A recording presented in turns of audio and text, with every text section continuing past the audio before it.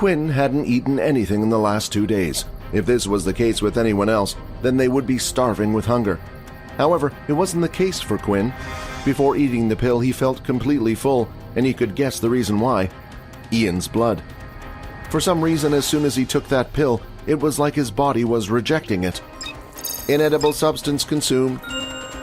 Haley rushed over to check on Quinn once again and placed him on the floor. She checked everything she could and even started to use her healing ability on his stomach. A healing ability has been detected. Unable to block ability. 55 of 55 HP. Thank you. I feel much better, Quinn said. Your hunger grows. Did you find out what's wrong with the boy? Faye asked. Not yet, Haley replied, but I would need to take him back to the doctor's office when I get back. Blood bank used. 90 of 100 milliliters. You are no longer hungry. Are we ready to head off now? Leo said, staring in the direction of Quinn. Is he looking at me? Can't be right, he is blind after all. Now you two, Faye said, looking at Vorden and Quinn. When we head back, I want a detailed report of what happened. Although we have already heard the other side of the story, we would like to hear yours, so it matches up. You mean you know someone pushed us into the portal? Vorden asked. Yes, the second year who was responsible came forward and admitted it. General Duke is dealing with his punishment as we speak. The group started to walk around the training center, with the kids in the center and Faye leading the front. Behind them was Leo, and now Quinn was sure of it. Leo was staring at him intently. Could Leo have discovered Quinn now had an ability? But if so, why wasn't he saying anything? When we're back at the school, let's have a talk, just you and me. I promise I won't hurt you, he whispered.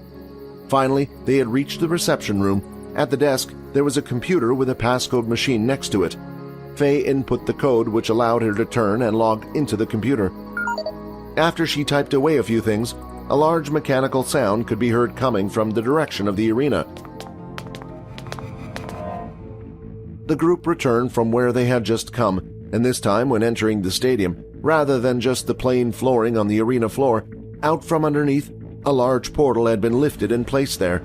As the group walked closer to the portal, Quinn was beginning to hear his heart beat louder, and he wasn't the only one.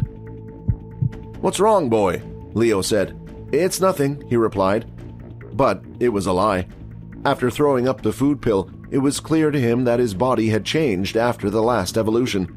He could eat food, and now he couldn't. So what about other changes? Before, when walking into the sun, he would lose half his stats. What if this time he just burnt to ashes? The group stepped into the portal and exited out from the other end. As they opened their eyes, they could see they were in the training hall, the same one where Peter had pushed Quinn. Vorden, you head back to class. There are some checks I still need to do on Quinn, Haley said. Dell, you're free to go, and Leo, you come with me. We will report this back to Nathan, telling him the mission is a success, and I'm guessing he will decide what to do with the true dream body. The students were currently in the middle of their classes. Layla was sitting in her seat, hitting her pen constantly on her table. She moved it up and down in the middle with her fingers. It was something she would do whenever she had something on her mind. As soon as classes were over and she entered the hallway, she could hear all the other students mumbling away. Did you hear?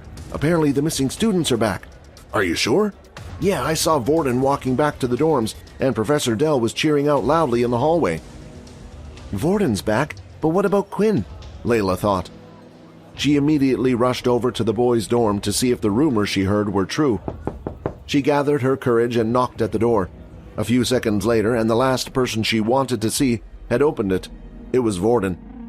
Look, let me just get to Chase. Where is Quinn? Vorden smiled as soon as he saw who was at the door. He's at the doctor's office. Thank you, she said as she rushed off. Wait! Vorden shouted. As she turned around, she could still see a huge grin on his face. You're not the only one that knows anymore, he said. What do you mean? Layla asked. Vorden then started to walk over to her slowly. The grin on his face was beginning to get creepier by the second.